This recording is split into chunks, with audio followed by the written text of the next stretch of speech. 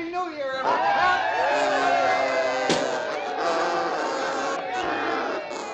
Hi, and welcome to this quick tool review. This time around, just showing some items that I picked up recently. So the first one is one that's an unexpected box that I received in the mail from Tom over at Hilltop Machine Works. If you haven't checked out his channel, do. He's got a lot of interesting projects going on, and he's got a great series on his shop build, his standalone machine shop. Pretty fantastic. I'm very envious of that. He sent me this box just before Christmas, and it was highly unexpected. Let's check out what he's sitting here. So it looks like he sent me a letter, and it says enclosed you'll find some Christmas goodies. The drills are MT4 and should fit your tailstock. It's exactly right. He apparently pays attention to details. He also put a fresh grind on, so he sharpened them for me. That's pretty amazing. And he sent me a t-shirt. Hilltop Machine Works. Definitely go check out his channel. Very cool. And I like the packaging. He took a piece of wood and he saran wrapped the drill bits. I'd never thought of that. That's a great way to keep them from rolling against each other and getting damaged in shipping. All right, let's open this guy. I really like this packaging. I always forget about the saran wrap option. They use it industrially a lot, and it's very effective. Holy cow. And he drilled and tie wrapped them to the board. Oh, very nice. So a very large MT4 reamer. 1 in 15, 30 seconds. I think that now counts as my largest reamer. Oh, it's a countersink with a removable tip. I think that counts as my largest countersink too. Tom has some great auctions out there that he goes to. He finds a lot of really cool items. Oh, that's a really interesting grind on that one. So this one needs a pre-drilled hole. It's flat on the end, so it can do a flat bottomed hole with a bevel. That probably also was used for countersinking. 1 and 1/8.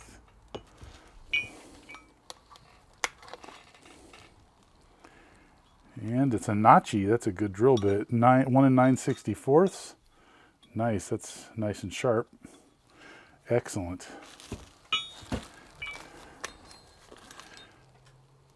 Ooh. Oh, he did a nice job sharpening that one too. And this one, I can't tell what size it is. But very cool. Thank you very much, Tom. Really appreciate it. That was an unexpected gift and extremely generous of you. Next up is another package, unexpected, sent to me from a gentleman that was trying to get a hold of Tom Lipton to send him some stuff. And I gave him Tom Lipton's address, and he went and sent something to me as well. His name is Larry Poppert. Thank you very much. That was generous. I was happy to help you get a hold of Tom if you did. Hope you did. Tom's sort of off the grid recently. We all want him to come back, I know, because the man is an amazing talent and source of information for all of us. Let's open it up. So the packaging is really good. Oh yeah, nice. Oh, and he sent me his business card as well. Poppert's Gunsmithing. Thank you very much, Mr. Poppert. That was unexpected and very generous of you.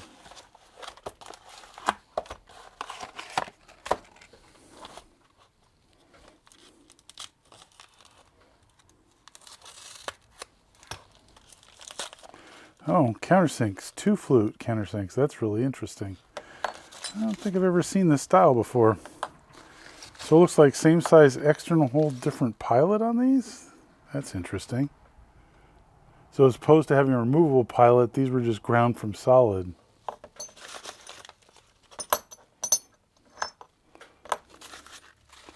This is quite a collection. So included with this really interesting 2 flute style, going up to some very large sizes. This looks like an inch or more. Severance, 1.25. I don't think I've ever seen them designed like this before. Got to make sure that pilot hole fits right. I don't know if this would stay put. Probably got to have fairly rigid setup, but This is really interesting. I have never seen countersinks like this. Did include 3 of these replaceable tip countersinks that are the ones I am familiar with. 0.875, 0.65 through 63. That's interesting. Or maybe that's just a number. Yeah, it's probably just a number. Very generous and very cool. I'll be interested in using these. Like I said, never used these before. We'll have to use them on a project coming up. Thank you very much, Mr. Poppert. That was totally unexpected and a very generous gift. Next up, I have a micro-optic auto collimator. I got this deal on eBay. It's missing some parts. It looks like it was originally a subcontractor of Tektronix that this belonged to. It's missing this high-pitch screw there, which has a spring-loaded brass insert and a rubber piece to apply friction to the shaft here, just like this one. So I'm probably gonna have to make something like this at some point. And the light source is not a big deal. I can get an LED light source that's plenty bright that'll fit in there. There's some calibration issues with the graticule over here. And possibly some other issues. I'm not sure. It was a very good price, so that always has me suspect that there's probably some problems with it. However, finding information on how these things work is really challenging. So if anyone knows, can share some information about this, I'd love to hear, because I'm interested in auto collimator. Basically, you shine a light in here, it collimates it, which puts all the light going in the exact same direction. You know, normally the light goes off in all directions. This tries to get the light going all in a straight line. You have a first surface mirror over here, and a first surface mirror is where the reflective surface is on the front of the material, not the back, as in most mirrors you run across, to protect the surface. That's why they do it. But in this case, you don't want the extra diffraction going through the glass twice. So first surface mirror reflects off the front. It's got to be very flat, and this measures the angle of the light being reflected off that mirror, and it lets you do all kinds of interesting measurements, like on a surface plate, for how flat it is. I am not too familiar with all the details, so again, if anyone out there has any information, I'd love to hear about it. I'd love to do a video at some point in the future where I knew more, where I could actually share some information that'd be worthwhile. Next up, I have this indicator stand. I had this one already. You might have seen this in some of my other videos. It's a flexure-based design with a fairly thick piece of spring steel on the end that gives it a lot of rigidity, no side-to-side play to speak of, and a very fine pitch screw to adjust tilt to let you make some adjustments. The bottom is ground and lapped and very nice. So I was looking for another one of these, and I thought I found a deal on eBay. I placed a bid on 2 stands because I wanted one, and I lowballed both of them, and I won them both, which was always a risk.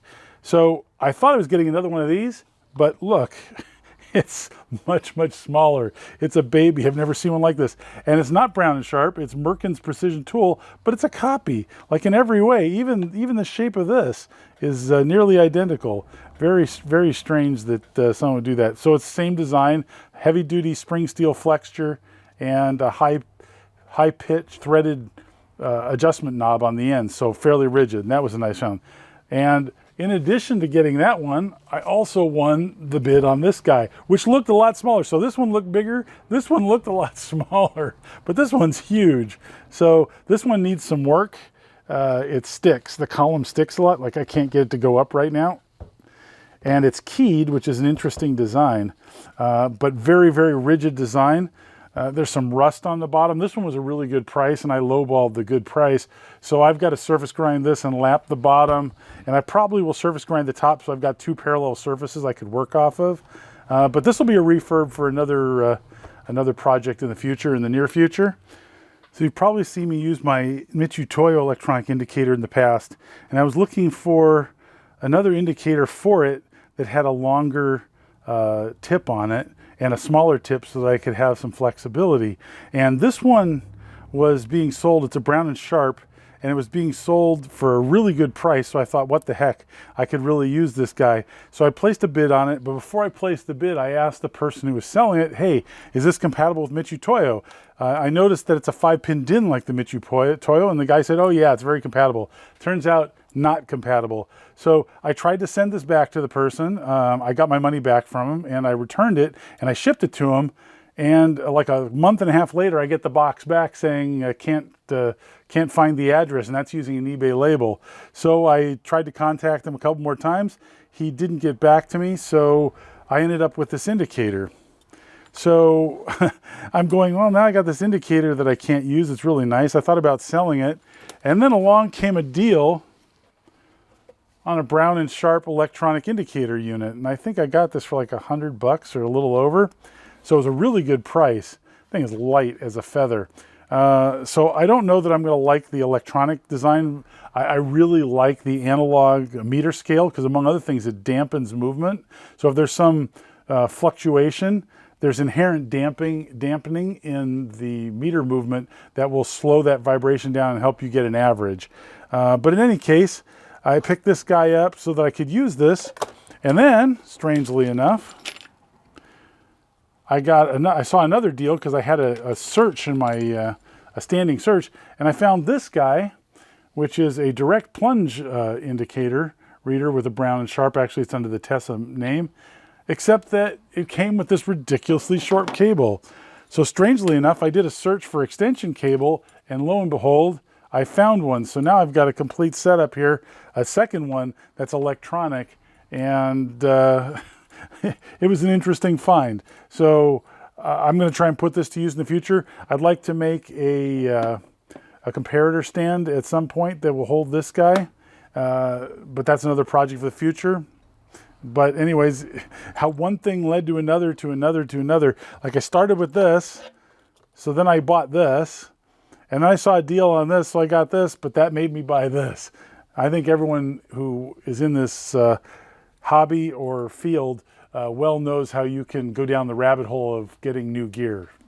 So I've set up the Brown & Sharpe electronic indicator just so you can see how it works. So it's got a analog sort of copy scale here, and it has two inputs. You can do subtraction, difference and sum between the two, so you can get a range if you want.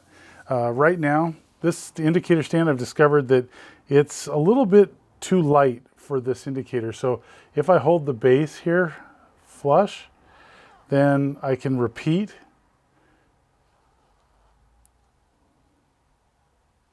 At 0. And so what I'm going to do, I've got a 1-inch block and a 1/10 block here, and I'm going to put a 1/10,000th block. So that should be the digit right here. This reads in 50 millionths of an inch increments, I believe, maybe even smaller than that.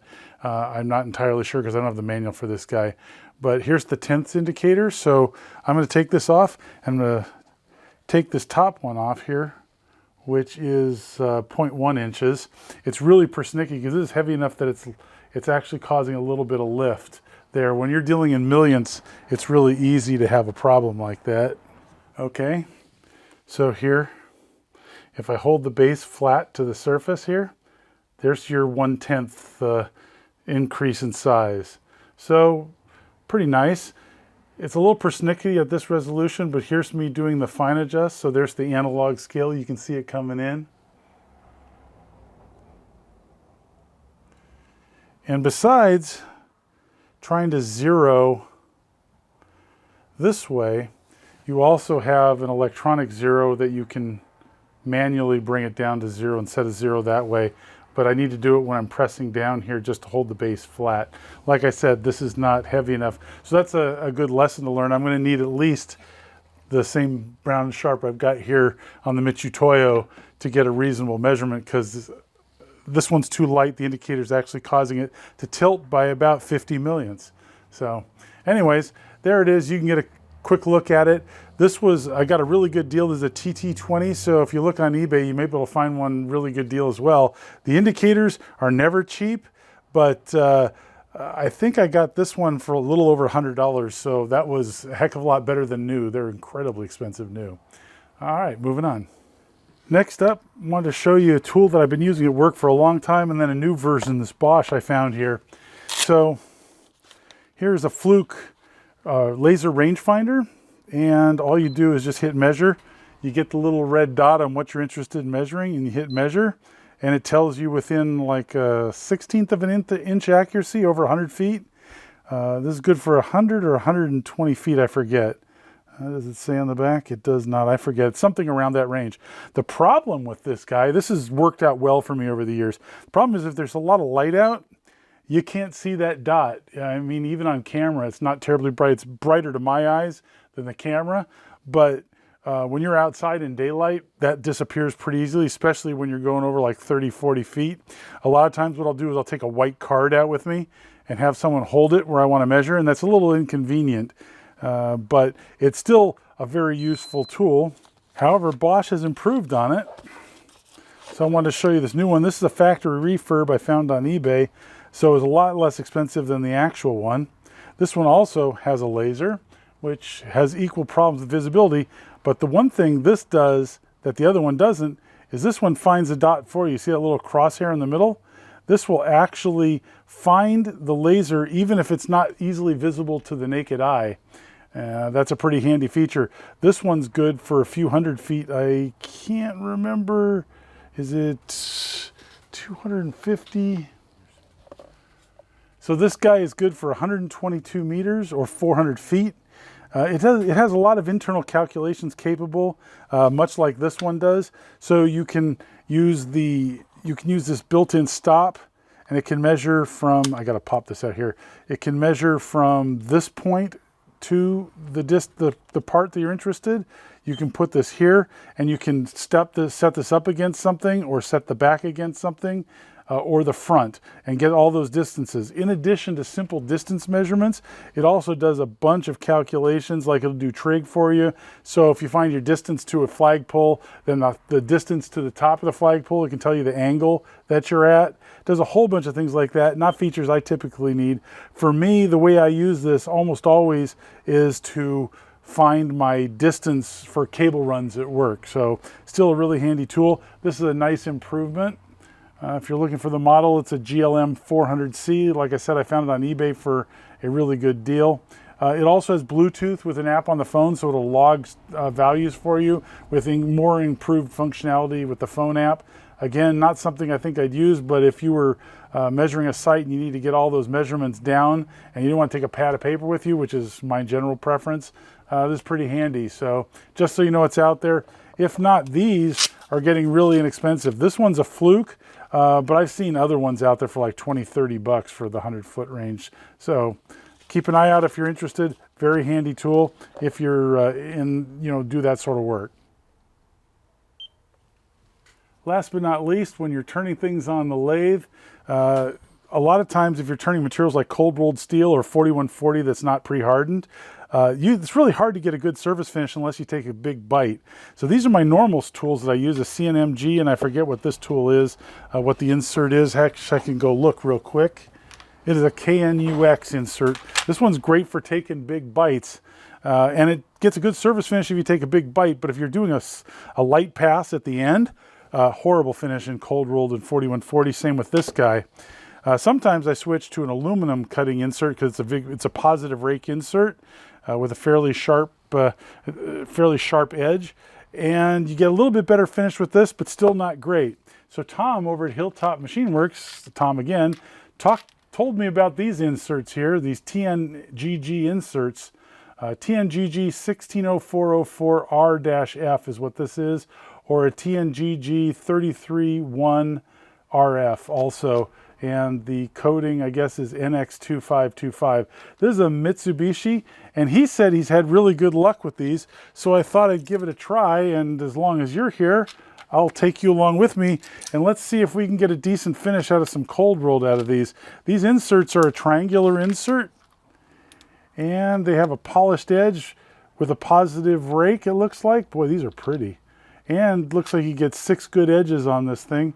So let's try one of these and see how it works. Now I didn't have a tool to hold this, so I picked this one up on eBay. It's an MTGNR 2020 K16. The 2020 is for 20 millimeters, so if yours is smaller, like 16 millimeter or 12 millimeters, half an inch. So if you're using half-inch tooling, 12 millimeter, etc. So I picked this tool up there, and we'll load this insert up on here and give it a try and see what kind of finish we can get. Before we head over, I thought this tool holder wouldn't fit the insert because I was having a problem with that center diameter there. It turns out you just have to take this all the way out. That's an eccentric threaded holder. It also holds down the carbide seat on there.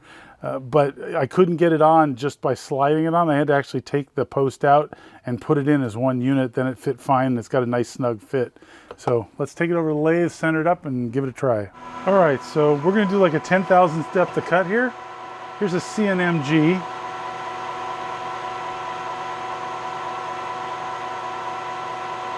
And I'm going at a really slow feed rate. I'm going at 2.2 thousandths per revolution.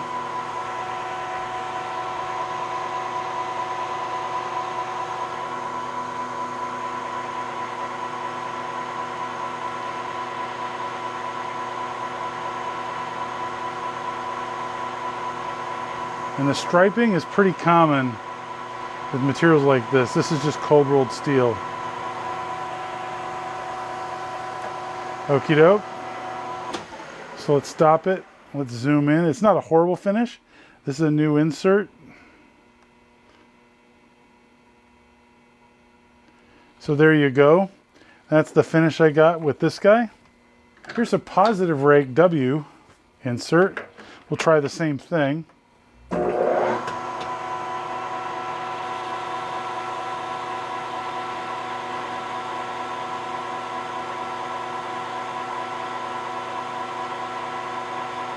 This insert really is only good for pretty light finishes or light passes.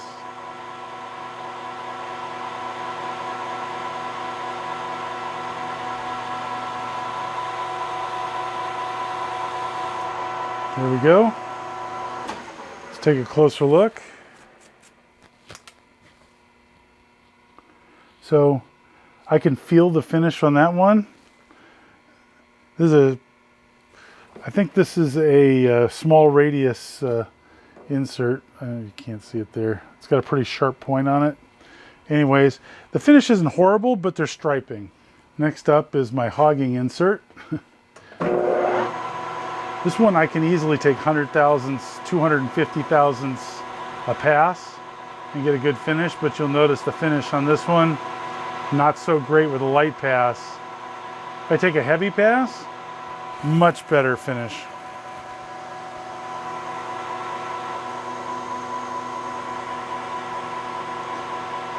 And I think it's the way the insert engages with the material. Sometimes it scoops out more material than others, and that's why you end up with these finish discrepancies.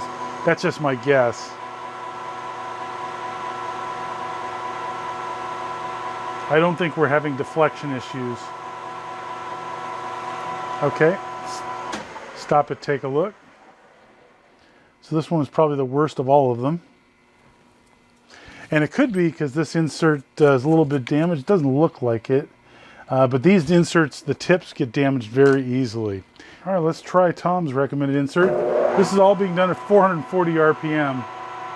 10 thousandths depth of cut. Wow. Holy cow. I think you can already see what a significant difference this guy is. The chip is completely different too. It's just peeling off the top. So Tom said this is for finishing cuts only, which makes sense. It seems like it's pretty delicate cutter. But holy cow, is that beautiful.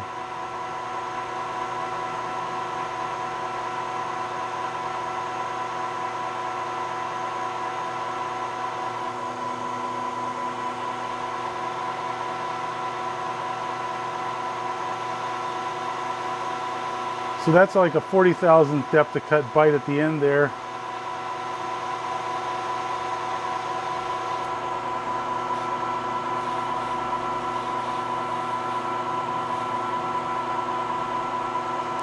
Okay, let's stop it and take a look.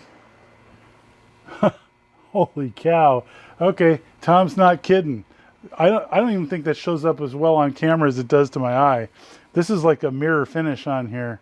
Almost no noticeable, my fingernails leaving marks in it, but almost no noticeable grooves at all. There's none of the tear out spots that you get so often with the other inserts. A couple of mine did okay, but this one, this is a fantastic finish. Well, thanks, Tom. And I think that's it. Thanks for watching. Hope you find it useful. Hope to see you next time.